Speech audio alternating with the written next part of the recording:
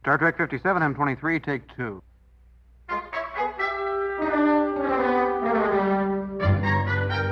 It's got Star Trek. Episode 84. The Next Generation, Season 5, Episode 24. The Next Phase. It's not what you expected, is it? What do you mean? This. Death. What? We're dead, Geordi. Is that some kind of a joke? Our patterns were lost in a transporter malfunction. We never rematerialized after leaving the Romulan ship. Wait a minute. What are you saying? That we're some sort of spirits? Spirits? Souls?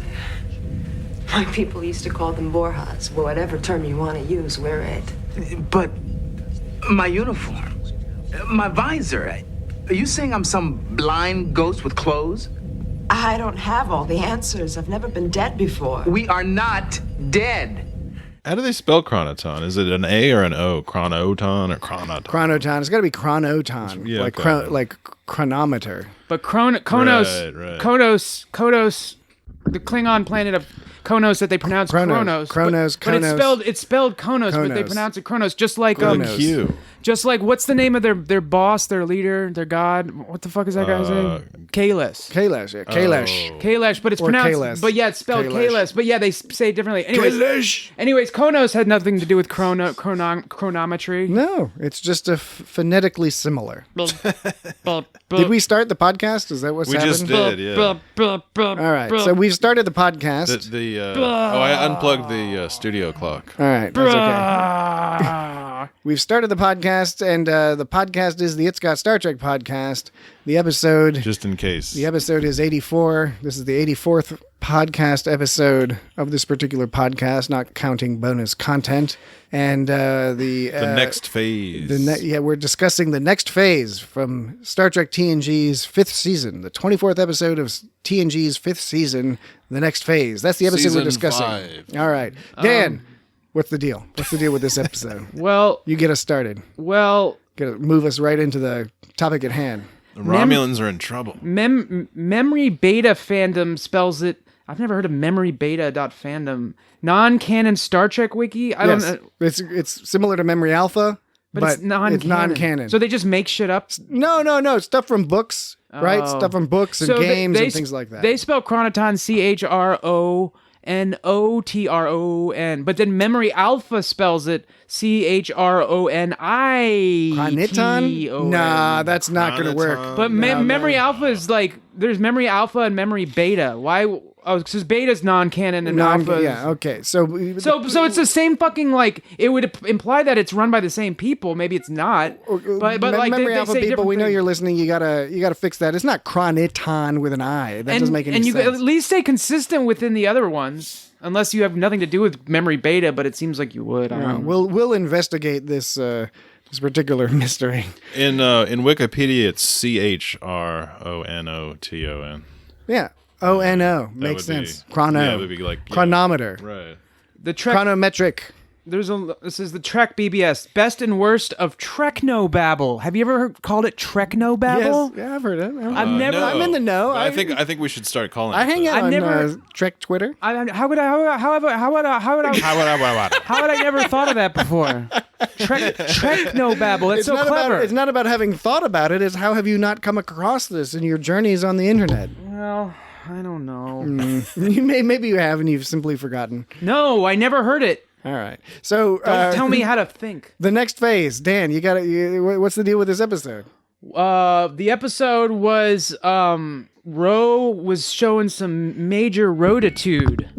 She was talking back to Riker, and she was reminding us that she's a real sarsaparilla. Is that?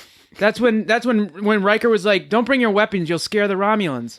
And Ro's like, "This is not a bright idea." She just said that her superior officer had a dim-witted idea, and then Riker got up on her face. He's like, "I didn't catch that." He totally caught that. They're ready to bite you. He totally caught that. And Ro and Riker always, there's a pre-existing, I believe, if I recall correctly, a little bit of animosity between them because, it's the old standard story of she doesn't want to follow the rules, and her commanding officer is agitated by that, but she also kind of reminds him of himself. Yeah. Right. He doesn't follow the rules either. Head strong. They got the same color shirts. Body strong. Just strong in general. Well, there was the whole thing where, they did the misdirect where Riker was like, I'm gonna give a eulogy, and Picard's like, yeah, you knew Geordi longer than any of us. I wonder if is that the first time we're discovering that piece of information, that he's known Geordi longer than any of us? I don't know. But then he was like, no, actually, I want to say it about Ro. And Picard's like, what? Dater, come over here, Dater. You coordinate with Dater. Dater, figure this out for me. Engage.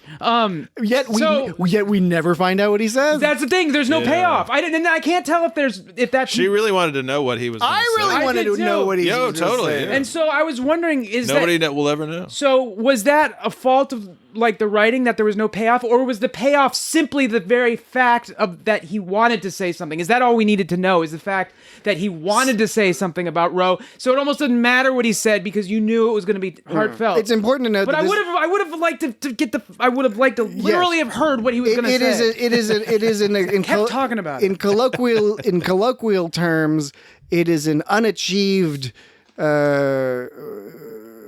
What's the polite word for ejaculation? Is that where you're going? Unachieved ecstasy? I don't know. I'm just trying to think of a term that's not gross. Well, ejaculation is a scientific. Is it like when you get blue vagina? You could say cum. Yeah. Anyway, I don't know. I'm taking us down a blue road. Or no, it would be blue vulva.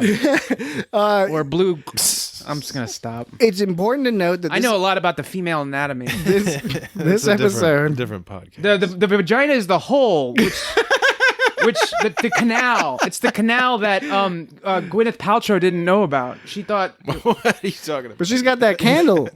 she's got that candle that smells like her vagina. Yeah, and you light it and you put candle like fire end inside your vagina. I don't think that's what they're for. I think it's just a candle. But she didn't light up a stage and wax a chump like a candle. Yeah, it's just a candle. But so she has that's an egg. Does it smell she has an egg that she puts in her. This is like vanilla. So you're conflating two completely different products from goop, presumably. Okay, whatever. A candle, like she put an egg inside of her. I mixed them up. Anyways, the whole point I was making was that Gwyneth Paltrow famously did not know what the canal of that whole system was called. She thought the vagina was like the whole thing, or just the outside, or what you would normally call the vulva or something. She thought that was. She didn't know it was the canal. Well, okay. We found that out on Goop. She found that out on Goop too. See, you're always looning through Gooping, looning while gooping. What is important to note, or what I'm attempting to note? Oh yeah, it was unachieved ecstasy because we never got to hear his speech. No, what I was trying to say is after that I was saying I needed to note something, and this is what I'm attempting to note now. Okay, which is that this episode was written by Ron Moore. So Ronald D. Moore, who is widely considered one of the best writers on Star Trek, and then went on to make Battlestar Galactica, worked on Deep Space Nine, really developed a lot of the Klingon lore. Strangely, very good writer. Strangely, Bashir, Baltar, and Loki are all played by the same actor. Yeah, I noticed that. Yeah. Pretty wild. Yeah. So my point being that we can be confident that Ron Moore knows how to write a script and knows how to work with story elements, because he's well known for whatever critiques you might have of him. He's really, really good at story structure. And that's why this annoys me, because I can't determine if it was just one of those things that happens in TV production. Maybe something got cut out. Maybe on the day, instead of Riker giving his speech and boring everybody, they were like, it'd be even better if Riker walked in, saw a fucking trombone, and just ran up to the trombone and started tooting on the trombone. I was wondering, was like he just picked up some dude's random fucking trombone and started blowing his spit all over some other person's trombone? Well, maybe that was just his trombone. Yeah, it was waiting for him. I was thinking maybe Data left it for him. But how Riker didn't know that? Or maybe in the off scene, Data was like, hey, Riker, Play that shit. Yeah. Maybe you just don't have to tell Riker. That's a cut He scene. sees a trombone. He's like, well, That's hell a yeah. 5-minute scene. Everybody knows that if you leave a trombone around Riker, he will play it. He's gonna pick it up and it's start like going, it's like when the dog steals your pizza. It's not the dog's fault that you left the pizza in a place for it to steal. That was your fault. Right. Yeah. You left that trombone out. Yeah, and Riker was gonna take it. He's gonna. 5-minute scene. Did you? Oh yeah, I was saying a 5-minute cut scene of Data trying to convince Riker to play the trombone, and Riker coyly pretending he doesn't want to. I don't want to. And Data's like, "Come on, you gotta do it, man." He's like, "But I'm confused. I'm confused, Commander to, Riker. You love playing." And then it's Riker's just trolling Data for like 5 minutes. He's like, Data, you gotta play like you've been there before. Yeah. You gotta act like nothing's new to you. You gotta dance like no one's watching. Yeah, This does not compute. But Ron Moore knows how to write a story, right? And right. And so this was either something that was cut out, or Ron Moore knows what he's doing, which aggravates me a little bit. But if that's what he wanted to do, if maybe he wanted to elicit some aggravation from the audience by having multiple mentions of this speech by Riker, and then not let us hear the speech by Riker to hear all the wonderful things, presumably, I guess he was going to say, but it's left ambiguous. Maybe he was going to talk a bunch of shit about Ro at her funeral. Well, there was also the reason the Romulan ship failed. I guess we didn't really. It was absolutely not important to know why the ship failed. Assumed it's related to their experiments. Well, yeah. Because they were doing a bunch of wacky-ass experiments with phase cloaking, which, by the way, when Geordi describes, when he figures out what's going on, they go over to the Romulan ship, and he sticks his head into the unit. Yeah, that was just... And he's all like, whoa, this looks like this. And what he describes...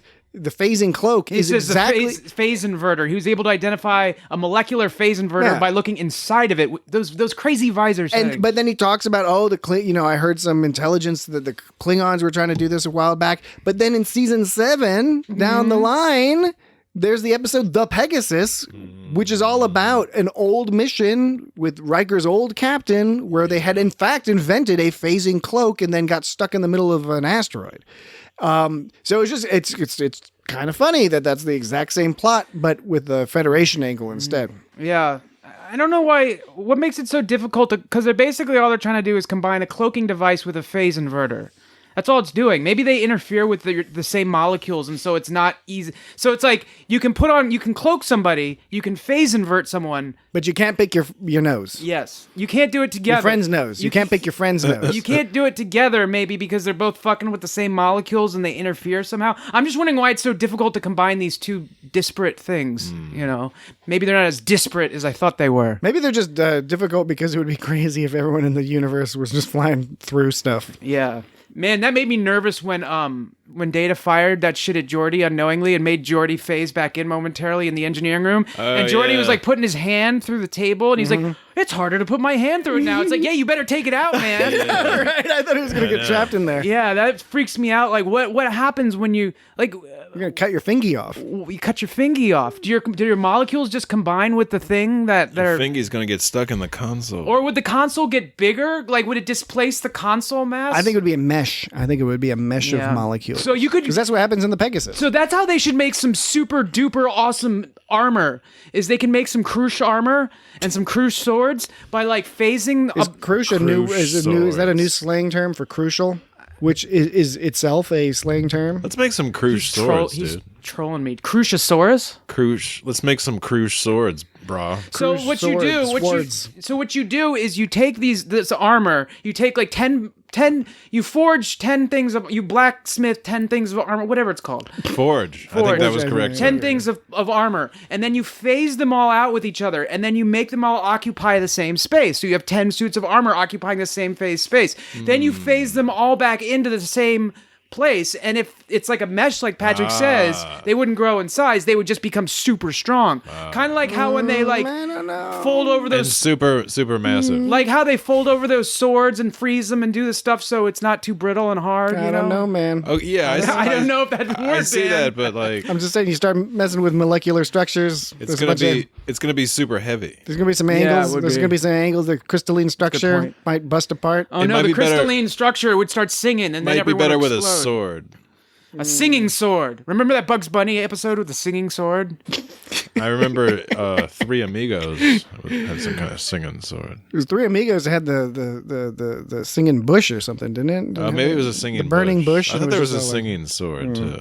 Wasn't there something else? More references our audience won't get. Ridiculous nonsense. So there was something else that wasn't really explained, but I guess it didn't need to. So, like, they were on a time constraint this whole near the end of the episode because suddenly, they had to go somewhere. Picard had to go to the Gradius system, which I kept thinking of that Nintendo game, arcade game. The warp field was going to go kablooey. Did you ever play that game Gradius on Nintendo? Mm-hmm. I kept thinking about Gradius. It's spelled the same except with an extra A. Mm-hmm. What were you saying? So what was going on with the Gradius system? That's irrelevant. There was some sort of diplomatic. That's issue. what I'm saying. Because and all they But that's not the time issue. But that's the fake time issue. The actual time issue. Okay, it's not even a time issue, but it was a tenseness issue. Ro and Geordi had determined that there was a problem in the warp with the core, muons. that if they had gone to warp, that everything would have gotten fucked up. However, they were just sitting there for the moment, but because they got the call from Gradius, they were saying, oh, okay, now they're going to fire up the warp engine. So that's the problem. Right. I mean, so we had this, you had to invent this emergency situation to put pressure on it to be like, oh, they're going to start the warp engine because they have to get to the Gradius system. And the only reason we know it's diplomatic is because at one point, the most information we get is someone says the situation in the Gradius system has deteriorated. That's all we hear. I think they say the diplomatic situation. Oh, maybe they say diplomatic. It's a good question. Those guys are always a little bit alarmist anyway. It's probably nothing. So, yeah, it probably was nothing. But, so my point being is that, we didn't hear. What is your point? We didn't. Once again, so we didn't know why the thing blew up. The Romulan shit blew up. We presume it's because of experiments. We don't know what Riker was going to say about Ro, and we don't know what was going on in the fucking Gradius system. But we do know that Ro lost her rank in Garon 4. Although according to Memory Alpha, that was actually Garon 2. I guarantee. Yeah, you're right. It says diplomatic situation is deteriorating. Dan's rocking the transcript. So it says, quoting from Memory Alpha, it says, one of Ro's early assignments was aboard the U.S.S. Wellington. During that assignment in the mid-2360s, Ro was a member of the disastrous away team mission to Garon 2. During that mission, Ro disobeyed direct orders, causing the 8 other members of the away team to die. She got court-martialed. It was called the Smellington issue. So the ship was called the Wellington? Smellington. Because do you remember that, like Welly's boots. Or Peggy Hill, tried to make beef Wellington for Hank when they were dating. When Hank had mono or whatever. Her spaghetti and meatballs have a spoonful of orange juice in them. God. Yeah, but she tried to make a beef Wellington, but it didn't work out. But luckily, she couldn't see Hank anyway, so she just talked to him on the phone, and they had phone sex via describing the meat and the flaky crust around the meat. Wellington's also a city in New Zealand, and it's a type of boot. Wellington facts. So, anyways, prolific guy. Wellington Paranormal is a great show. It says, check it out. It says in italics. It says Picard also. It says in italics. It says, "Hey." It says Picard also noted that the incident took place on Garon 4 rather than Garon 2. So, is it Garon 2 or Garon 4 or guaranteed? I don't know. Maybe. Well. Is it a guarantor? Guaranteed? They may have had guaranteed guarantor. Fairly two habitable. Dan wrote that joke down ahead of time. No, I didn't actually. Planets in the Garon system. I didn't. I'm going to come look at your laptop. I'm going to look at your laptop. What was that? I'm sorry, Jesse. You were saying something important, and Patrick was babbling about some nonsense. They could have had 2 planets on there in the Garon system. There could have been a Garon 2 and a Garon 4. Yeah, but why? But Ro didn't. There would have been a Garon 3. But Ro didn't have a disastrous away team mission to both Garon 2 and Garon 4. I guarantee it. I made the joke again. Okay, did you like this episode? So which is a Garon 4 or Garon 2? What's your opinion of this episode? I liked it. I liked it too. I thought it was good. Yeah, I liked it. It's fun. I always like this episode. Yeah. I do enjoy it. One reason why I like it is that it's a classic problem-solving episode, and there's a lot of that in Star Trek, but TNG really, I think they did such a good job with these types of episodes where it's like, okay, here's a puzzle to solve, and now we're going to solve it using like reasonable style actions, right? And to give an example, I noticed that Troy is basically absent from this episode. She was the only one that showed any kind of emotion about Geordi and Ro dying. Yeah. Crusher was a little Crusher was upset. in denial too, but everyone else, no one seemed to give a fuck. Yeah, but no, they did. They were just they were being professional or whatever. I don't know. But there was consider this: Troy should have consider this. Consider this, and granted, her powers are fictional, so we could, the writers can do whatever they like with it. Yeah, but they should still follow some rules. Well, sure, but this is an uncharted area, which is: do you think Troy should have reasonably been able to sense their feelings of the feelings of Ro and Geordi, because they were still alive and they were on the ship? Because often she can sense if somebody's missing or if they're there, or so. Do her powers are her powers interphasal? I don't think so. Interphasmic. You could easily say just simply no. They're phased out, and it also blocks any empathy rays that shoot off of them. And the deal with being phased is you're not in an alternate universe. You're just phased out. Yeah, they don't go into great detail about it. Yeah, because I always wondered. It's also kind of cloaked too, because there's the whole being cloaked and phased into a different thing. Right. So are you phased? Are you either phased in or phased out, or are there different? There's probably different frequencies of phasing or something like that. What's the frequency, Kenneth? And they made that disruptor overload and explode, and that was a real explosion on their phase setting, but it was nothing for everybody else. The party kept going. Yeah, they didn't even notice. But my point with the Troy thing is, do you think that the reason why she's basically not in this episode is because they didn't even want to bring up that question of why does Troy what's Troy's deal here? Is she not sensing them, or is she sensing them, or because normally that would they be just didn't want to waste time explaining it. Because I think they could have gone. You could imagine a version of this episode where it went that direction, where one of the clues along the way, because in this case there are no clues to the crew other than Data, of course, sees a few that he doesn't connect to Geordi being alive yet. They don't find out that Geordi and Ro are alive until the very end. But you could have seen a version of this episode where they do have some hints, kind of like in the episode Clues that we discussed a few episodes back, and that one of those clues might have been Troy sensing them and being confused, saying well, I don't know, this is weird because I totally still sense them, even though obviously they're dead, but I still sense them. I just thought that was interesting, and maybe they just wanted to be all hardcore about no, we want this to be mostly Geordi kind of sorting it out with logic and his knowledge of chronotons and flib-flams and weeble-wops. For some reason, that got me to thinking about Neelix in that episode. Don't think about Neelix. About that Voyager episode where Harry Kim was old and grizzled. Yeah. Well, what was that episode called? We watched it recently. Yeah, we did. Where they where they go to the future? where they're in the future and they go to the frozen Voyager. And so and Neelix only had one or two lines in that whole episode. Do you think it's because if he was included in the episode, he would have been a big plot hole that someone would have been well, why didn't they just give the thing to Neelix? He would have solved the whole problem. That's never happened with Neelix. Yeah, fuck Neelix has never solved the whole problem. He's never been or handled a MacGuffin. And it was Timeless, I believe, is that episode. Timeless.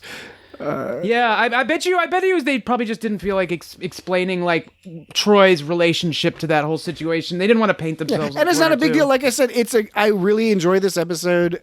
Troy's extra. Apparently, I was reading the behind the scenes stuff, and they said that it was intended to be a bottle episode, save some cash, because they've done a lot of other stuff in this season. This is a late in the season episode, but it turned out to actually be one of the most expensive because the special effects they thought were going to be pretty simple and straightforward actually ended up being way more complicated to do, at least to the level they wanted to do them. So yeah, that backfired on them. It's right before the Inner Light. Inner Light is the next episode. So I was thinking of that Parem. His name is Parem, the guy who was inexplicably phased out with them. They never explained. So they didn't explain why he was phased out and why he's chasing Ro and Geordi down. Yeah, because Geordi and Ro was because Geordi they beamed away with that engine part. That was the explanation, quote unquote explanation for why they phased. But you're right. We don't why they phased. Yeah, I'm talking about Parem. I don't know. I'm supporting your argument. Their Romulan experiments. But yeah, exactly. We'll have to assume that. Yeah. but we didn't see the actual because we don't see any other Romulans that are phased out. It's just that one dude. But he was after Geordi because he wanted Geordi to fix him. He knew that Geordi was going to figure it out. So I was seeing. So there was like the scene right before that Prem guy appears. Mirok is going. We'll set up a muon field. That's when he's talking about setting up the muon feedback wave inside the transporter beam because they transported away with that shit, and he was like, we can't let them have it. We had to kill it. They got our secret tech. They're gonna know what we're doing. And so it couldn't have been why they sent the guy. The guy wasn't sent after them for that reason. They probably didn't know that guy was even around. Yeah, because that guy appeared like right after they said that. So he was just chilling in that. He was just chilling. So do you think that is he trying to kill them so they can't be used as evidence? That doesn't seem to be the case. I don't think he's trying to kill them. I think he was trying to kill them. I think he was he erroneously phased out and wants to find a way back using Geordi? I think that's it. I think Jesse's correct. Yeah. I think Jesse's correct that he sort of figures Ro is not going to help him, and that Geordi seems to be the one who knows what he's talking about because Geordi sticks his head into consoles and stuff, and he saw that. He saw him do it. Saw him do it like it was nothing. But he wasn't that careful, and he all went extra vehicular. So. Extra vehicular? Yeah, when there's that brilliant fight scene, and pushed him out into space. Geordi hurls him out into space. Yeah, that was fucked up. It was super fun. It was awesome, but it was really fucked up. That was crazy because Geordi fucking nailed that dude. Yeah. He launched him. That dude went fucking flying. There's two things that are insane in this episode. That one where Geordi comes in, and he's like, oh shit. He's like, boom. Yeah, fuck you. The guy flies like 10 feet. And the other one is when Ro is all like, he's in here, and goes through the wall, and then fucking does that like crazy bicycle kick or whatever the fuck kind of kick it is, where she kicks the Romulan guy in the chest, and his hair gets all like goofy, and he's like, oh. No. And then she runs away. People don't get spaced a lot in Star Trek, where they just he got spaced as shit, and it was just like kind of like this moment of realization for them being like, oh shit, it's that easy. But so we're assuming that he was erroneously phased out, and he wants to find a way back using Geordi. In that case, okay, this saying I know is flawed or whatever, because according to people it's the other way around, but you catch more flies with honey apparently than you do with vinegar. I read somewhere that you actually Why are you trying to catch flies? You catch more flies with like doo-doo. Yeah, that's what I read on the internet that you actually catch more piles of feces in your kitchen. Trash. I actually read on the internet that you catch more flies with vinegar than you do with honey, and that's wrong. But who knows? I didn't verify that. Probably true. I didn't verify that day. Anyway, point being, he could have been nicer about it. He didn't have to be a dick about it. And try he's a Romulan. Like, he's got to fucking shoot the fuck out of all of them. Why does he have to start shooting everybody? Because he's a Romulan. Because he's a fucking Romulan. Doesn't trust. Okay, and this was a continuity issue. So he's chasing Ro. He's chasing Ro, right? Yeah. And chases her through that person's room where she's just out of the shower. Yeah, that was hot. It was kind of cute. And those people having dinner. That was my favorite because I wondered, I was like, how do you act like all normal when there's like a fight going on, but all this other stuff going on? And then Data shows up and he's like, oh, sorry, Lieutenant. I played that scene a bunch of times when Geordi was walked past Data in that, because there was a tight fit, and I was like, did Data move out of his way? And I was like, no, he didn't move out of his way. He would just step back a minute to go forward. It looked totally natural, and it was like a tight squeeze, and I was impressed with it. That's because they are professionals. They are pros. But what I was saying is, so when he was Perem was chasing Ro, she ran through a wall, right? And he fires a phaser at her as she's running through the wall. The phaser shot doesn't pass through the wall like hers does. How would you know it? It could. It didn't, because you saw it explode on the wall, and plus, like, it hit the wall right when she phased through it, so it would have hit her anyway. So that's two different things. I'd have to go back and look. There's two different things. So I thought that the phaser, he even said, the phaser was on me when I changed, so it's like phased out with us. If in any case, if the beam is being stopped by a normal bulkhead, because that was a bulkhead, I think it was a bulkhead. Go for it. Then if it got stopped by the normal bulkhead, in that case, it would go right through Ro, right? Because if the beam wasn't phased out. Well, he also aimed, it was a little to the left where it hit the wall. If you look closely, because I did watch it a couple of times, she's running through the wall, and he fires the Romulan disruptor. And it's a little to the left of where she's gone through the wall. So even if it did go through, I don't buy that. All right, we both got to go back and watch it. We'll pause the podcast. We'll load it up. Yeah, email us at feedback@itsgotstartrek.com. And when subject line, set us straight, the Romulan disruptor controversy. So who's right? Dan or Patrick or neither. So at the end, when they start firing phasers in 10 forward, you're saying that those just were causing chronoton fields, but they were going through the wall? Yeah, why not? Because I don't buy it. Okay, all right. That's fine. I don't buy it. We are at an impasse, given no further evidence that is obtainable. I just felt like it was implied in the course of the recording of this podcast. It was implied by her going through the wall that she dodged the phaser. Otherwise, why didn't the phaser just hit her on the side next to the head before she phased through the wall? So there would be no question in our mind. Maybe she would do a serpentine. I think the gimmick was that she used the wall to protect herself. Maybe it was. Maybe it wasn't. It's confusing. I'll grant you that. And so yeah, no one gave a shit about. It's got me confused. Nobody gave a shit about Geordi and Ro. You say they were being professional. Troy seems sad. Riker wanted to speak about her, so that was cool. Well, there was that whole Worf and Data were having that discussion about like funeral practices. I thought that was pretty cool. I liked Worf's whole. I mean, it was they were like doing something else and then having this side conversation about funerals, and it was like a really interesting scene. I love shuttlecraft cabin conversations. Yeah. There's a lot of good and they tend to be all personal and stuff. But they were they were having a very personal talk. Yeah, and at one point Data's like, I didn't know what a friend was before Geordi. He accepted me for who I am. And right then I was like, that's the fucking eulogy right there, what you just said. And then Data said, begin docking procedure. And I couldn't help but think about some Data Worf porn. It kind of ruined the whole mood for me. The only nitpick I had with the Worf scene was because it was great. It was wonderful. And I mean, Michael Dorn's delivery was so good. It was great, even though it's not a surprise considering what we know about Klingon culture, but it's still nice. But there is a minor contradiction in that what our understanding, generally speaking, before and after this episode in Klingon culture is that Klingons want to die in battle. Yeah, they do. Not on duty. And in this case, Worf frames it as on duty. Now, it's a minor nitpick. Because there's the episode where Worf is like... It's like the more Starfleet version. When Worf is all like fucked up and he wants Riker to kill him. Yes. And then that counts. And in that case, Riker's like, this will count as dying in battle if you...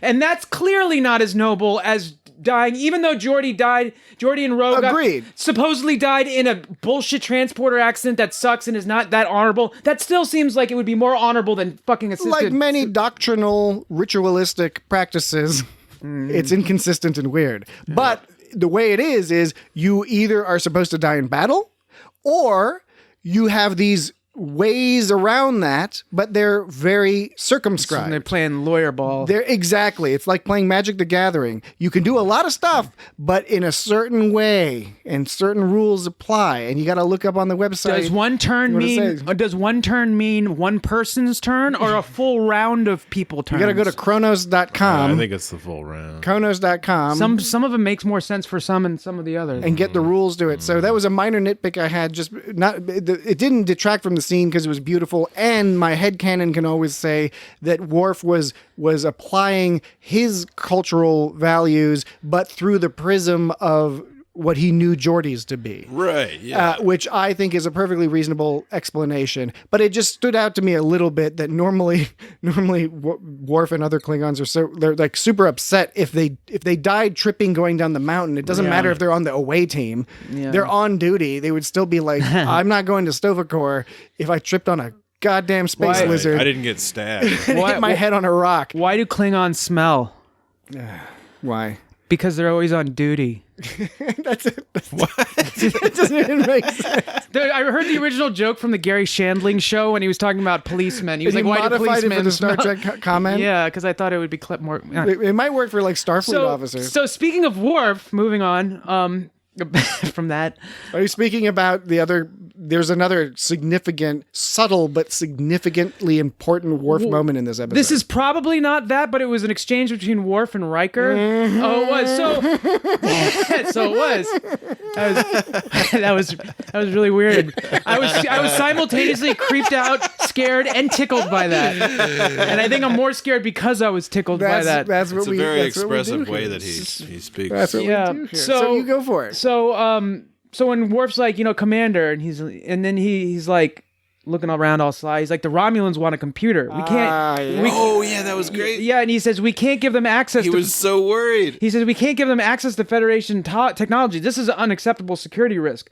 So first of all, Worf is worried about Romulans getting their hands on tech. Didn't Starfleet take the Romulan graviton generator. That's valuable tech that Starfleet took. So we're just helping them. Yeah, out. he doesn't want to. He doesn't like the Romulans. And so Riker says, "What about a computer core from 30 or 40 years ago? Give him some old shit." Oh, that's fine. Yeah, he's like, they're already familiar with it. They won't know the difference. Thank you. And Worf's like, that's satisfactory. And then Riker's like, check with the Enterprise, see what's available. Be sure your concerns are addressed before we install it. Like, that was kind of weird. Like, Riker's like, be sure your concerns are addressed. Like, he's some kind of customer. And then Worf, says... Well, because I think Riker doesn't trust the Romulans either. Yeah, well, I mean, it's just the way he worded it to Worf. Just be, I mean, neither of them trust the Romulans. But then, like you said, Worf at the end goes, "Aye, sir, thank you." Yes, and it's like, why? So my thought was just like, why is Worf thanking Riker for granting? Because wait, let me just finish what I'm saying. Then you can say your because. Then you because. No because yet. Why is Worf? I know you're jumping out of your seat, and I'm almost done. So why is Worf thanking Riker for granting a reasonable request that was made in the best interest of the Enterprise? And why did this is a little extra bonus that goes into me talking about how nobody gave a shit about Geordi and Ro dying. After Worf said, thank you and left, Riker gave a smile to himself like, oh, that Worf. He gave that Riker smile like, ho, ho, ho. Like, he could at least hold back that smile considering that Ro and Geordi just died. I'm not saying he has to sit there and cry, but he doesn't have to walk around like big dick energy Riker and be like, he can't not walk around like that. No, but here's the because. Okay, now you can. Here's why I think that's so significant. It's a significant scene because it's one of the first times we see Worf give advice. And then Riker be like, all right, it's let's true. do it. Yeah. So it was like a wink to the audience. It's not like it's never happened, but in this particular moment, a critical moment, Worf provides, he has a concern and then Riker agrees with the concern, provides a suggestion. Worf agrees with the suggestion. Riker then goes, as you said, beyond that to say, whatever you say, dude. So you squared away. I trust you. Yeah. And then Worf is saying thank you because he's like, finally, thank you. Because there is the YouTube videos we've seen where they put a compilation together of all the times Worf suggests something and everyone's like, no, fuck that. Yeah, they're either like, no, fuck that, or sometimes they simply ignore him and do something else. Yeah. I like it when it's kind of Worf is trying to get that debris out so they can close the hatch. He's like, Commander, he's like, why don't you come over here and help me?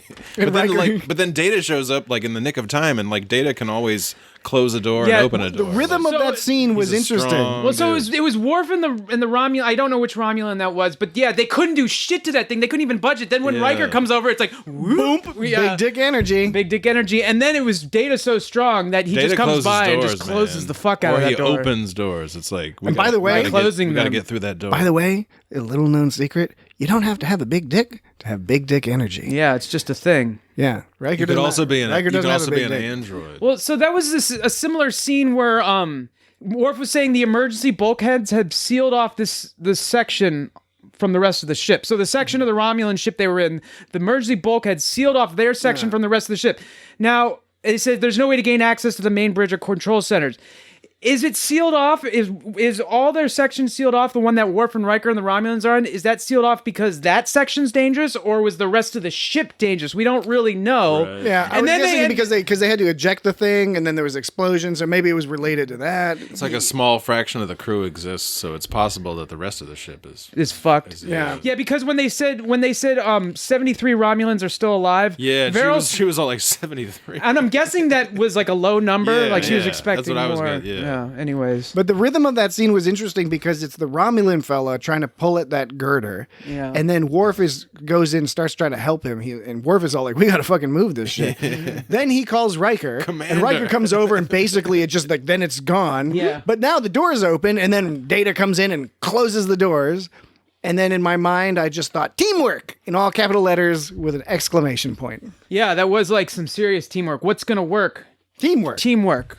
Okay, so that was major teamwork. Even with the Romulans, they were working together with the Romulans. Oh, one thing we do need to talk about is the whole not falling through the floors thing. Oh yeah, right.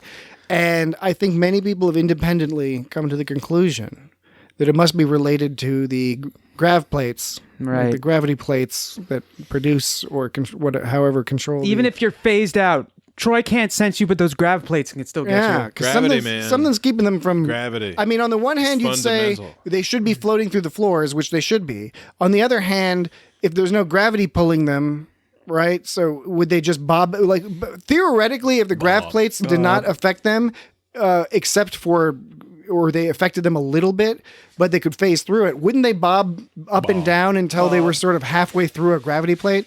Wouldn't that make sense? Yeah, I guess Yeah, that would make yeah. sense. Where are those gravity plates located? Just in the floor. But like, yeah, I know, but They're like, in the China cabinet. But how deep in the floor? Because, with the good plates. About a Good place. centimeter. Centimeter. So they wouldn't be bobbing in that case. Would be bobbing. No, they should be. bobbing. They should be always. They should have to be swimming through, like, with their bodies halfway above the floor. They should have done that just because, like, even though it makes just about as much sense as them not doing that, it would have at least been like, oh yeah, there's an effect. Something's changed. Okay, I see. It makes sense. No, that would have been really expensive special effects wise. So we learned about two Romulan measurements. We learned about the column and the mellical. Is a column like watts? It's or like the something? Terras and the Fermis and DuckTales. What? You know those things? They look like nerds. They look like those nerd candies. Oh. The Terras and the Fermis. I haven't seen that shit they caused in a very long time. Yeah, they caused an earthquake that emptied Scrooge McDuck's money bin. Right, okay, I remember that. His money bin's always getting emptied for some reason. He's got too much money. It's a He's got too silly- much gold. It's a silly concept. You can't jump He's into a hard. that He's much a hard gold. money man. He's a hard money man. He likes that hard money. So a mellical is a Romulan unit of pressure. A column That's like an atmosphere. a Romulan energy unit. So when the pressure jumped to 200 mellicals, that's bad. That's high pressure. And then What is pressure measurement? power flow is consistent. Like a barometer. kind of? PSI, pascals. So when measured in pascals. okay. when the Enterprise was transferring power to the Romulan ship, Mirak was like, the power flow is consistent at 400 coulombs. That's energy. No fluctuations in frequency. The main power grid is online. Coulombs and mellicals. Terras and the Fermis. I don't think I trust those Romulans. Yeah, no, the Romulans are some shady people. Seems a little shady. So. Why?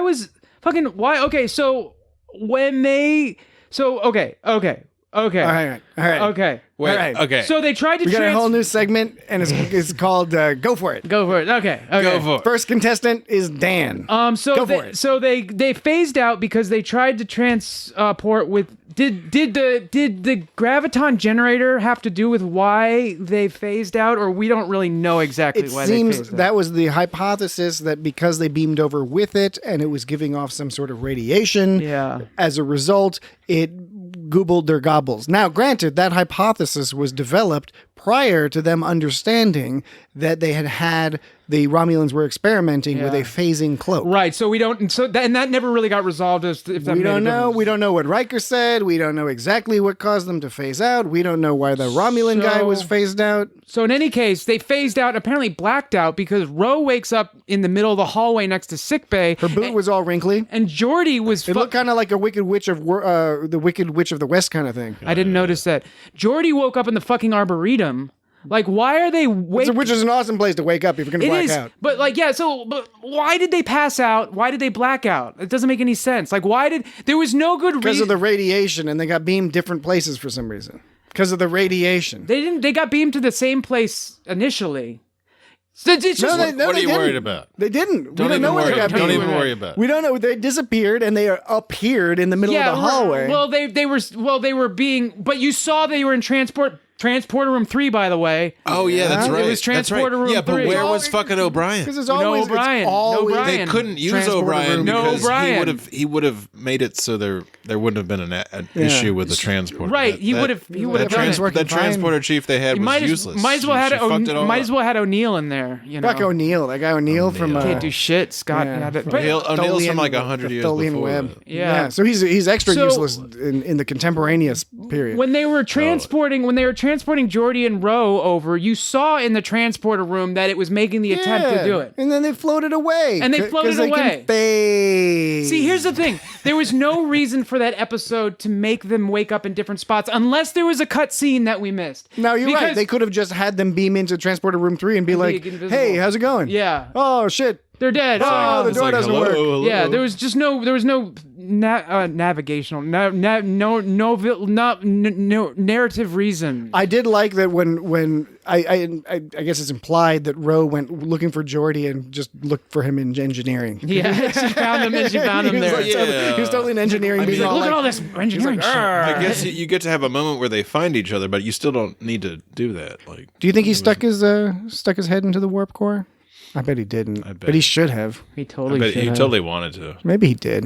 I don't know. There should be maybe that's in a novelization of this episode about Geordi sticking his head into things, like a whole novel, an anthological, anthology, whatever the proper term is. An anthology. I don't know if that's a word that people use. Anthological book that is just stories where phased Geordi sticks his head into things. I'd watch that. Comically. I'd read that. So Ro is, of course, like, whoa, we're dead. We're dead. And LaForge is like, we're not. Because Bajorans are so fucking superstitious and shit. Yeah, he goes, so, and she's not particularly She's not, though, but it's in her. They still are. She's still Bajoran. It's like many people who are not practicing Catholics still have Catholic guilt. Yeah, it's true. They can hate Catholicism and still have the Catholic guilt. Yes. Protestants got that shit too. So LaForge is all like, we're not dead, dude. And Ro goes, according to Dr. This is bullshit. This is where Ro is really reaching for a reason. Ro is really reaching for a reason. Really reaching for a reason. Really reaching for a reason.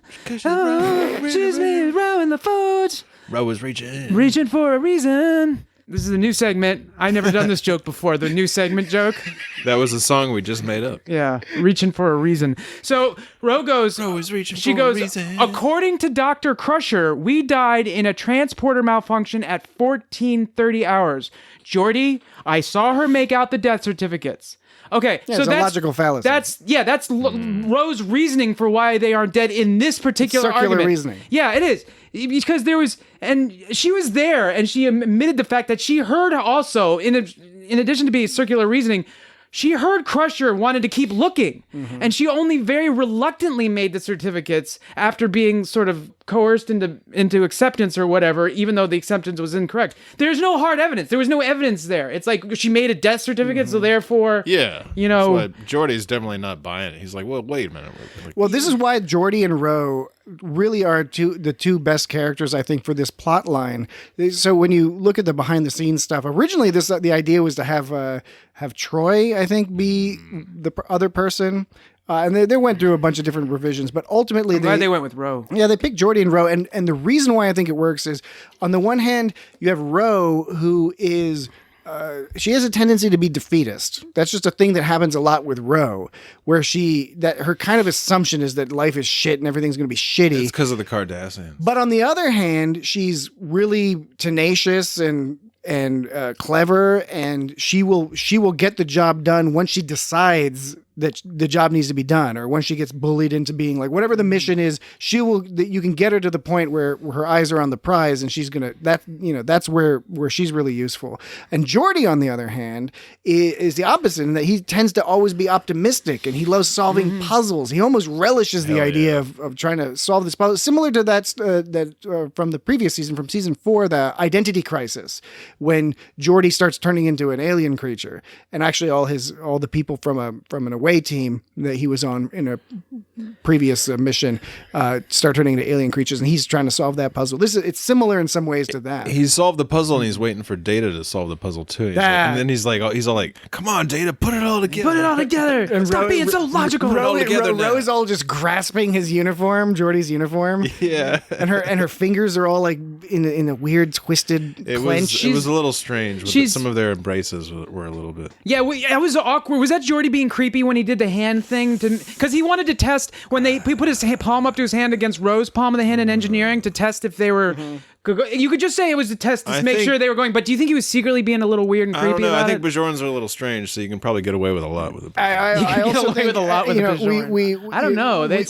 We do often make fun of Geordi. Yeah, he was just being logical. He's not good at dating, and the whole Leah Brahms thing is problematic. But Geordi's amazing. Geordi's one of the best characters. LeVar Burton's amazing.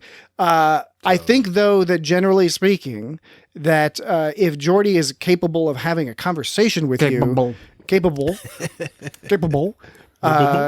Stephen Fry did a gag that involved saying capable in a certain similar way. So that's a deep cut. Well, no one's going to know which sketch that's from. That's from a Fry and Laurie sketch. Somebody's gonna know that. Well, all right. So write in a new segment called "Tell Us Which Fry and Laurie sketch that Set us straight. that's from." But if he's capable of talking to Ro, that means he's not sexually attracted to her. No, because he's not. He's not fumbling. Totally. He didn't make a hologram of her. He's not. Yeah, he didn't make a hologram of her. He's not saying. He's not saying weird things. Right. He's getting angry at her, but in a frustrated way, not in like some weird incel hateful way. They didn't go on like an awkward picnic. Like, yeah. Yeah, with a weird pirate playing one of those violin. episodes with like some weird shit. And he's all like, "If you don't, you do whatever the fuck you want. I'm out of here. I'm dipping out." And then he just walks right through the wall. Yeah. Yeah, that was pretty awesome. Like, super casual. He just like walked to transporter room 3, Or went that directly scene to the where wall. To he's got his transporter face room in 3. that console. He's like all like Yeah, bent that's over and- the head in the console thing. I can't get over. I love that. Well, back to Ro, because she's also, this episode, gave a chance to look at her, and she talks about how, as far as Bajoran goes, she's pretty non-religious, but she's still Bajoran, so she's still going to be religious, and that's actually forced her to challenge some of those ideas. But she's also defeatist, like you said, Patrick. So when Geordi was like, "Hey, let's take the next shuttle over and let's look at the Romulan ship," and he's like, "Why?" She's like, "Why?" And he goes, "Because I think what happened to us, the answers are there." And she gets pissed off. She's like, "Why can't why can't you just accept the fact that we're dead or whatever?" It's Why can't you accept the thing that I didn't believe until now, but now I suddenly believe? Yeah, right. And LaForge is on point. He's like, "Look, if you're right and then we're dead, this doesn't make a difference. But if I'm right, then we're still alive, and I'm going to need your help." Logic, because Geordi science, and man. so many, Geordi employs fucking logic. and there's so many TV shows that like a lot of TV shows that frustrate the fuck They out of me. keep making more of them because they frustrate me, because that line where LaForge was like basically saying you're being unreasonable. There's zero reason for you to do this. Like, a lot of shows wouldn't include that LaForge line, and they just leave it on this logical fallacy. And he's like, "Why doesn't anyone say something reasonable to this person?" So, so Ro is just being a negative Nelly, and one of the reasons I think she's so quick to give up, I have a theory on this. Some people, they love to throw things away. They do it because they like to clean up. But they start to fetishize the act of throwing things away. No, I know people like to the point where looking at it in the wastebasket, just looking at it. It's to the point nestled in amongst its peers. It's to the point. The other refuse. It's to the point where they're more satisfied by the act of disposal. They're more satisfied by the act of disposal than they are about the clean results that happen after you throw it away. So it's like they just like throwing things away, and the clean stuff is secondary. So Ro likes to throw things away, except in this case, it is putting a bow on her life and tossing it off to move on to something else. There's no reason for premature garbage collection in this situation. Like, she doesn't need to take her life and throw it away yet. There's no reason to do that. What's the rush if they're fucking dead? Yeah. She's an ensign. That's how zombies are made. They bury them. They bury these people before they fully test to see if they're dead, and then they put a hole in the ground so they can breathe, and then they get out of the coffin and they're like, brains. The analogy is on point. That's how it happens. But I laughed because you were being so thoroughly eloquent, and then you started screaming about that's how zombies are made. But you're right. That's how the zombies are made. You bury people prematurely. Yeah. Anyway, we don't know Ro zombie. No. I love the exchange about the Bajoran death chant, by the way. The whole everyone was like, "Fuck that shit." Yeah, but Ro's like, "Not the death chant." Then Worf is like, "That death chant's a long time." Like, it's just like, it was too much for a Klingon. Yeah, and Ro there's too much chanting for a Klingon. Ro is still annoyed by the party atmosphere. Geordi was delighted, which is great. Yeah, Geordi he's like, "Of course, it's perfect." He ate for an hour fucking straight. Okay, we'll get to that in a second. But I first wanted to comment on we already commented on Riker just running in there, forgetting everything else, and just jamming out on his trombone. But did you notice that there was a guy behind him playing, like, I think a sousaphone or something? And I think it was a euphonium. Was it a euphonium? It might have been a euphonium, but he was just rocking out. He was just like, and then nobody when rocks out on a euphonium. I know. Yeah, I know. And then, but there's the euphonium is like sort of an extra. Where you really instrument. notice it for the audience, if you want to catch this, it's right at the point where Ro and Geordi Geordi are starting to rematerialize because Data is, they're slooping the blops, and that's making them rematerialize. And right as they rematerialize, and then it goes to a shot of Riker playing trombone and sort of like going like, "Boo," and putting the trombone down. Like, oh my God. The guy behind him is all like jamming out for kind of like an extra second. And then he notices and he's like, "What?" And stops playing. I don't know. You just got to check it out. Highly recommended. Load up your streaming services and click to the appropriate time part that I'm not going to tell you because I didn't write it down. The interface generator was what makes phasing possible, but it's not to be confused with the graviton generator, which we don't really... Or the flux capacitor. Flux capacitor. That makes time travel possible. That makes time travel possible, right. But there was something to that scene... Oh, the food scene, right? The by the way the good looking rolls they got on that. The way the scene is directed, obviously we're intended to believe that this takes the scene of Ro and Geordi sitting there all by their lonesome, chowing down, particularly Geordi, that this has happened a long time later, right? So a significant amount of time has passed and now they are by themselves. I kind of think that not much time has passed, but when they rematerialized, a bunch of people were like, "Oh, you're alive? Well, I had like other plans tonight and shit. So like, I gotta, we're going to head out. Like, great. We're really happy you guys are back. I mean, Ro, we don't have to do a funeral. Yeah. Cause they would be like, "Ro, we're not friends with you anyway. Geordi, we've never hung out. Nobody likes you. You're cool. Good. You're a cool guy, but you've got this clicky thing going on with your senior officer people. So we're going to head out. Cause like we booked the holodeck. To do some banal holodeck thing, because in Starfleet you do banal, boring holodeck stuff. Unlike DS9 where you have sex. Softball game or something. You just watch a softball game. Even when they have not sex even play a softball game, just watch a holodeck softball game. An entire double A. Do you think he was really just algorithmically like determined like softball results? Do you think they were sitting there and Geordi was eating for an hour sitting there, or do you think he just meant all that he's been at the party for an hour? When she says you've been eating for the last hour, what she means is he's been nibbling on various table snacks for a while. I don't think I've never seen a Bajoran eat anything, so she was just being critical. But I mean, yeah. So like when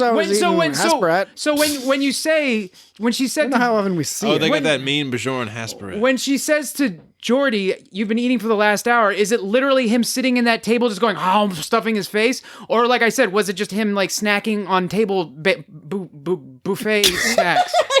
I think this is a philosophical question. Whatever they had left over from the because it showed him. It says it showed him sitting there with this giant sandwich. There was probably little like Hispanic operas and.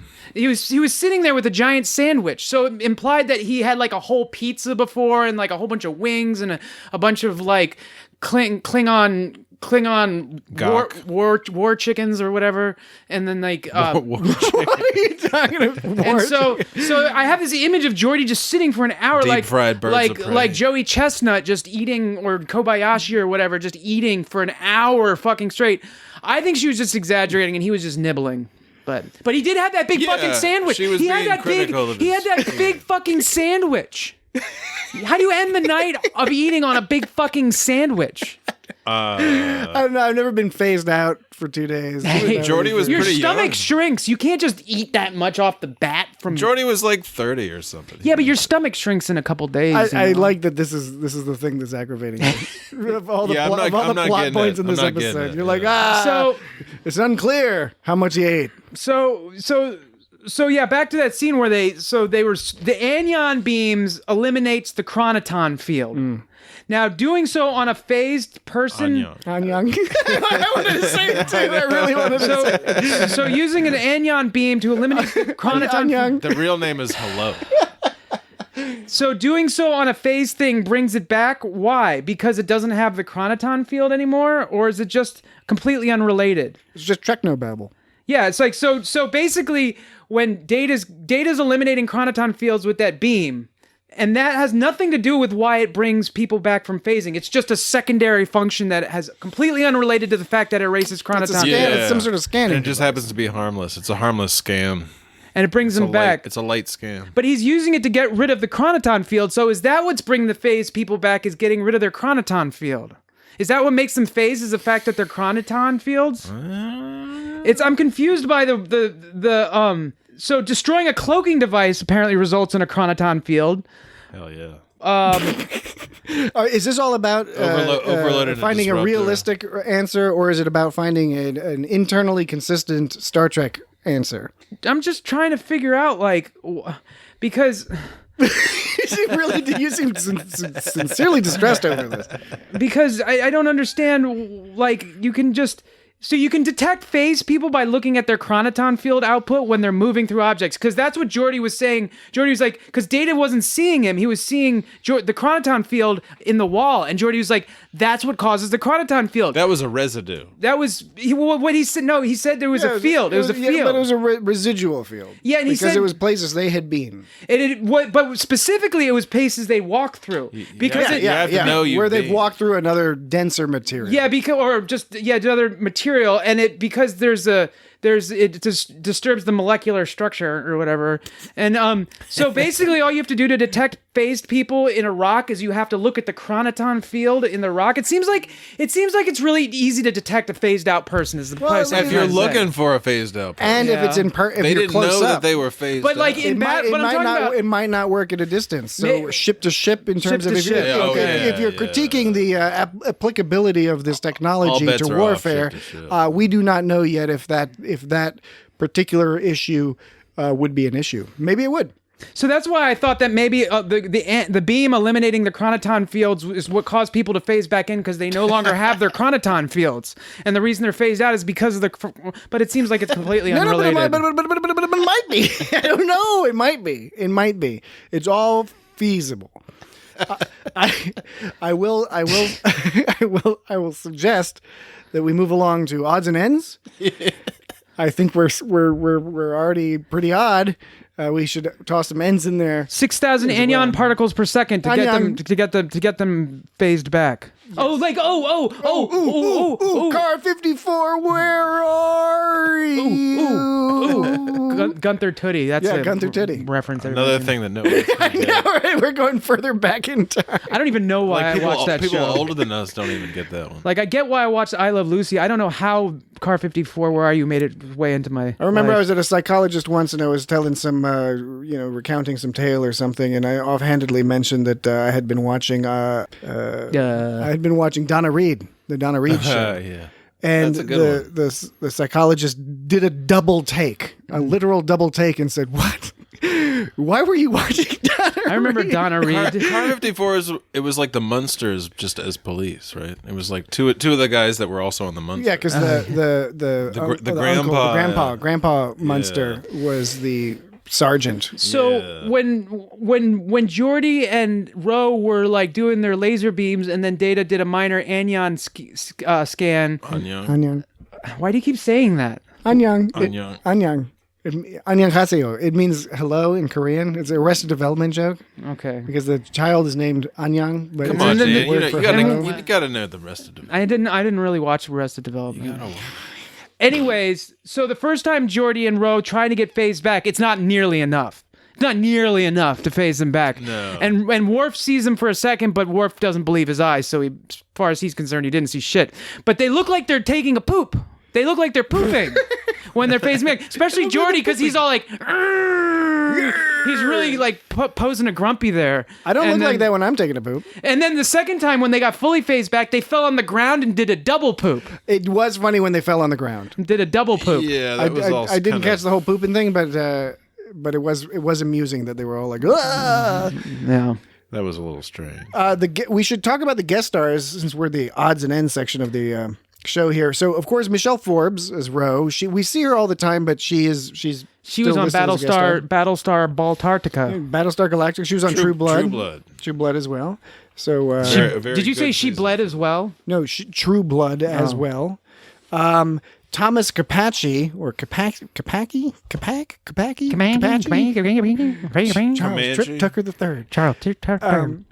He was Mirak. I don't know, Cap. He was the Romulan. I got a baby not captain, inside but me. whoever was in charge on the Romulan side. I'm gonna kill my He's clone mainly today. worth mentioning because he's been in so much Star Trek, right? So he was an annoying Vulcan in the Enterprise pilot, Broken Bow. Who was the guy who was on Office Space who had the He was in jump, the West Wing. who had the jump to conclusions, Matt? That was in the Star Trek Village I episode. don't have that information at hand. Yeah, right. We talked about that. he's in a rotund. couple episodes. Yeah. ago, Yeah. Wasn't he? Was he in Fairhaven? Was he the guy in Fairhaven? But he was in other Star Trek. I don't know. There's a lot of people in Star Trek. But this guy, Thomas Carpacci, he was also a communications officer on the Enterprise B in Generations. Good for him. shit. He was the train engineer in TNG's Emergence, which is a weird TNG In Generations, episode. they had Ferris Bueller's dorky friend. Yeah, he was the captain. Oh yeah, that guy. He played a fellow named Viorsa in Star Trek Voyager's The Thaw. He was a sphere builder test subject. Wait, in were you trying to say Enterprise's saw, but you said thaw? No, The Thaw. The thaw. I used thaw, like my it's I in used the my West I Wing used my in thawing him Babylon I used the 5. thaw. I used my thaw to cut my wood. But perhaps most notably, he played Major Kira's father, Make him fuck. Kira Teban, in 2 episodes of Deep Space Nine, Ties of Blood and Water, and the really fucked up episode Wrongs Darker Than Death or Night. So that's when you get into fucked up Deep Space Nine. He was on Malcolm in the Middle as Craig's father. Yeah, he's all over the place actually. Craig's father. But there's also Susanna Thompson, and she's she played a Romulan on the ship, but she played Jaya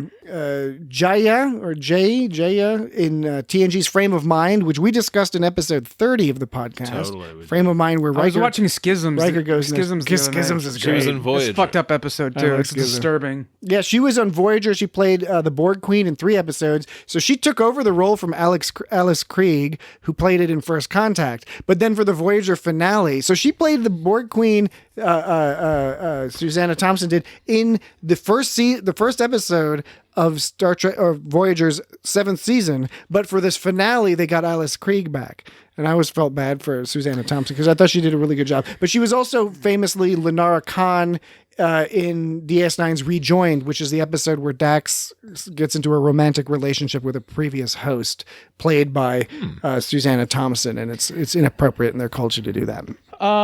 When Geordi says, "Data, do you see us?" and Data's like, "Of course." Like, of course. What do you mean, fucking of course? Fuck you, Data. Smartass. That was the joke. It wasn't that creepy Geordi laugh at the end about what was it? Ro being humble. If he can make Ro humble. When he was like, yeah, he's like, bro, you're a piece of shit, Ro. Bajorans are assholes. He did that starting over the laugh, except stronger with more intensity each time, like 3 times.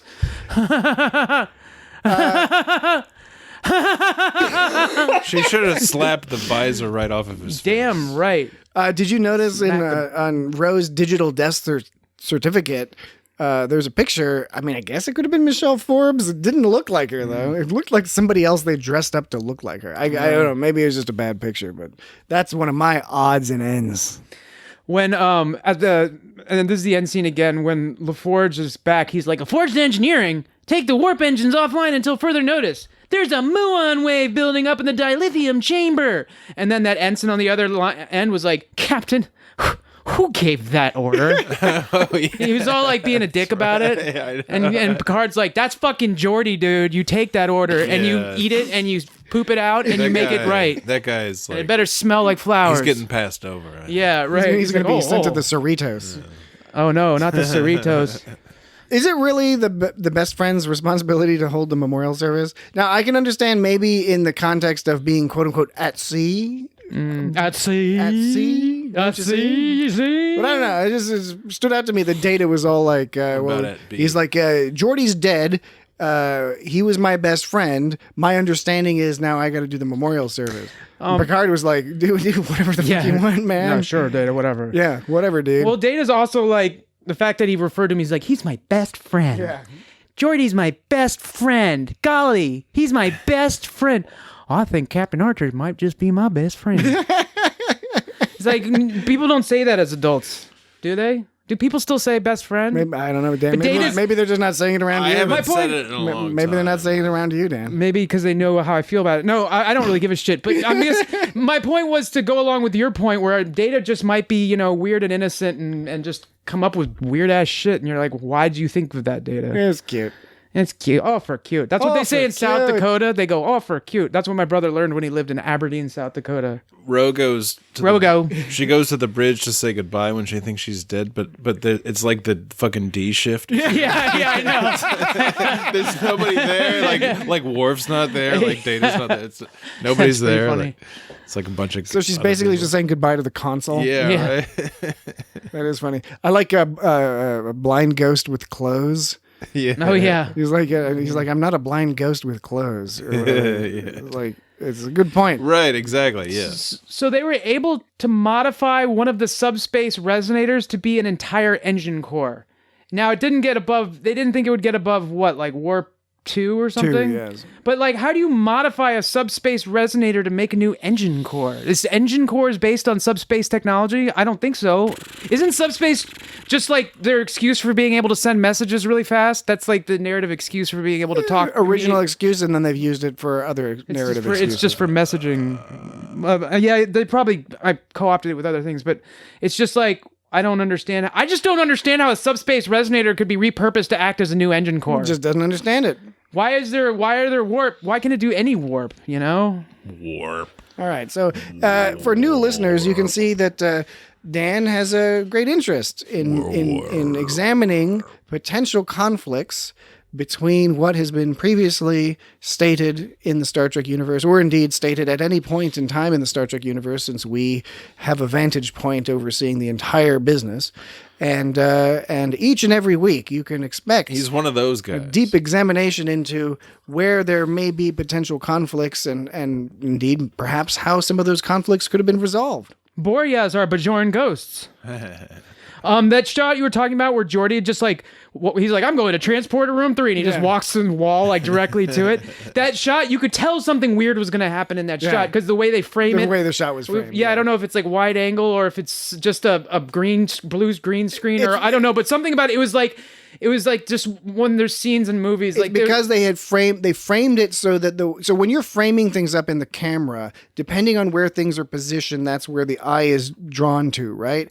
And that's what helps delineate who are characters you pay attention to and who are not. For example, you have background actors and stuff. You often have lots of people in the room, but the way things are framed and focused, you know exactly the characters you're supposed to be paying attention to, right? It's not just that they're a famous actor or whatever, or that it's a character you know from the visual language that the director and the cinematographer put together. And in this case, what they did was they made the wall one of those characters. The way it was framed and focused, so that just replace Wall with Data or Worf or another character that is going to talk to them or interact with them in some way. That's how they framed up the scene. So that you're absolutely right. When Geordi goes and walks into it. It's like a Woody Allen movie. Any more odds and ends? Yeah. I'm fresh out. I'm completely squeezed dry of odds and ends for the next phase. I typically insert my odds and ends throughout the main part. Because you're an of the iconoclast. It's because you're an iconoclast. You're a man who. I like Manu. I'm an odd guy. I'm a nod. Jesse craves They chaos. call him Jesse Amanad Knight. I'm a nod and ends. So I'm almost done. So they thought experimental engine components. They saw those experimental engine components, and Riker thought it was warp drive testing. Boy, was he wrong. It wasn't warp drive testing. It was phase equipment testing. And if that phase should happen Phase cloak. to Riker in the past, why didn't he already? Maybe that's why he didn't mention it. He didn't mention. Maybe It. He was like, oh, I'm not fucking with. He's this like, oh shit. shit, I've seen this shit before. I know what happens here. I'm staying out of this one. Ro is more emotional than Geordi. Did you notice she kept trying to talk to like all the phased-in people when obviously the phased-in people aren't going to hear. Geordi only did that once with Data, and that was more just to sort of like help him think. Mm-hmm. That was to help his brain think. Geordi's been on the Enterprise. Ro was just doing it like... Geordi was doing it like when you talk at the TV. He's been on the Enterprise a lot longer. He's working. You can tell he's working shit out in his head as he's You're speaking. yelling at your sports team to do something. He's experienced more anomalies, and he knows like I've been on the Enterprise, and fucked up shit's gonna happen. So there must be something up with this. But my point was that when Ro was talking to phased-in people, it wasn't for any logical purpose other than to sort of yell at Riker. It's like, what did you say about me? What did you say about me? What did you say about me? It's like he's not hearing you. Whereas Data, when Geordi's like, come on, Data, we can do this. It's like Geordi's like focusing his mind in that situation. Yeah. But yeah, Geordi has been around longer. He's known Riker longer than Riker's known anyone else on the ship. By all accounts. That's why it was extra surprising when Riker wanted to do Ro, because like at the beginning of the episode, Ro was giving him lip. She was being a real sarsaparilla. Yeah, you said that earlier. She was given some rotitude. All right, I think that means we're about ready to wrap it up since that's the second. We've come full circle. Full sarsaparilla circle. I bought some sarsaparilla the other day. Good for you, man. It's just root beer. It's just root beer. It's root beer that with a more rooty flavor. It's better than sarsaparilla root. As opposed to some other kind of root. They use different roots. I was reading about root beer the other day. There's all sorts of roots put into root Snarbulous beer. root. Root pudding? Did you say root pudding? No, I said root beer. Root pudding. There's root pudding. Captain. Corn bone. Pudding. All right, so that I think wraps up. Captain, you're my pudding pie. That wraps up the next phase. You're my pudding pie, Captain. We do not know. We have not discussed. Captain, you're my pudding pie. We plan to talk about next week. It's going to be a deep space. Well, Captain, we'll figure that out. Normally I'd say steak, but in your case, I want your pudding pie. Next week. That's gross. You can find out what we'll be talking about next week. It's a swirl. by following us on itsgotstartrek.com. No, you follow us on Instagram. Well, you can go to itsgotstartrek.com if you Don't go to itsgotstartrek.com. You should go there. You can sort the episodes by series, which is a convenient thing. You can get all our links to Apple Podcasts, and iTunes, Apple Podcasts, and the Stitcher and all that. All the links are there. The RSS feed is on the website. Stitcher's still a thing. Yeah, it's still a thing. So all these links can be discovered at the website at itsgotstartrek.com, and you can also follow us on social media. Yeah, you can follow us on Twitter. Very active on Twitter. If you can't find the link, Twitter. Just let us know that there is a missing link. No, there's no missing link. But if they can't find the link, there. No, they can find it. So Twitter, it's at It's Got Star Trek on Twitter. It's also at It's Got Star Trek on Instagram. And then you can find us on YouTube. Instant Ham. They should make a website called Instant Ham. That's like Instagram. Our YouTube channel just has all our podcasts and stuff up there. Occasional bonus content, but if you like listening to podcasts on a static image, then you can do that. You always make that comment like you fucking. I know, because I do it too. People. I'm listening to Comedy Bang Bang all the time with a static image on YouTube while playing Age of Mythology. That's my coping mechanism. You used to talk shit about listening to podcasts on YouTube. No, I always talk shit about it, but I also respect and understand it because I've done it myself. You're talking shit about yourself. No, it's I'm a bohemian, and I'm a bohemian. A bohemian can recognize the social stigma against an activity, yet nevertheless enjoy that activity, even if there are sinister aspects of that activity. So how do you know if somebody you meet on the street that feels the same way as you do, how do you know that they're a bohemian and not just some kind of chode? You don't know, and that's part of the deal is that you have to go through the process of exploration. There's a fine line between bohemian and chode. Very fine line. but all that is to say is that we do put our stuff up on YouTube, so you can catch us there. Subscribe to us on YouTube. Facebook.com. You know Facebook, so you don't necessarily need the .com. And then feedback at itsgotstartrek.com. That's the other one. Feedback at itsgotstartrek.com. That's the email. Keep sending us those emails. I think that will do it for us this week, unless there are any final comments from Messrs. No. Jesse or Dan. Nope. No. No? Nothing. You don't have... Sometimes Dan will shout something at the end. We're done. Yeah, that'll definitely do it for us this week. So we'll see you again next week talking about Star Trek. Talking about Star Trek. Star Trek. Have a good one. Star Trek. Patrick, Dan, and Jesse.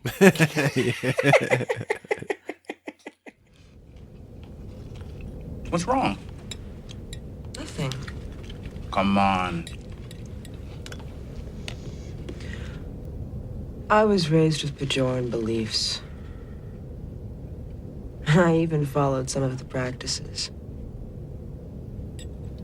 But I never really believed in a life after death. And then suddenly I was dead. And there was this other life. And it made me feel like I'd been pretty arrogant to discount everything I'd been taught, Now I don't know what to believe.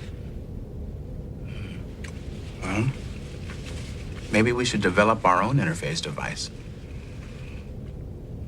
If we can teach Ro Laren humility, we can do anything.